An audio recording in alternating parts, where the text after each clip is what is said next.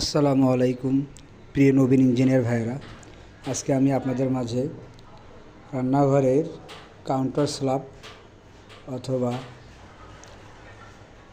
Sync এবং burner সম্পর্কে আলোচনা করব। আপনারা দেখতে পাচ্ছেন এখানে আমাদের মিস্ত্রিরা ভুলে বার্নারের উপরে 2 ইট বেশি গাঁথনি করে ফেলাইছে। আপনারা অবশ্যই এগুলো খেয়াল রাখবেন।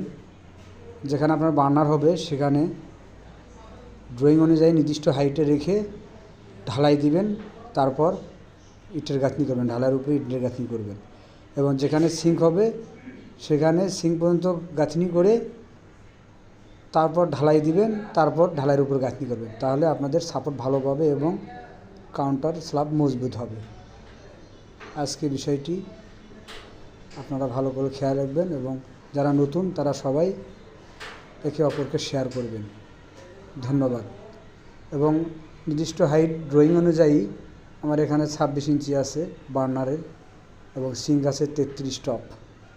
আপনারা আপনাদের ড্রয়িং অনুযায়ী যেভাবে আছে সেই অনুযায়ী হাইটটা নির্ণয় করবেন এবং সে অনুযায়ী ঢালাই করবেন। ধন্যবাদ।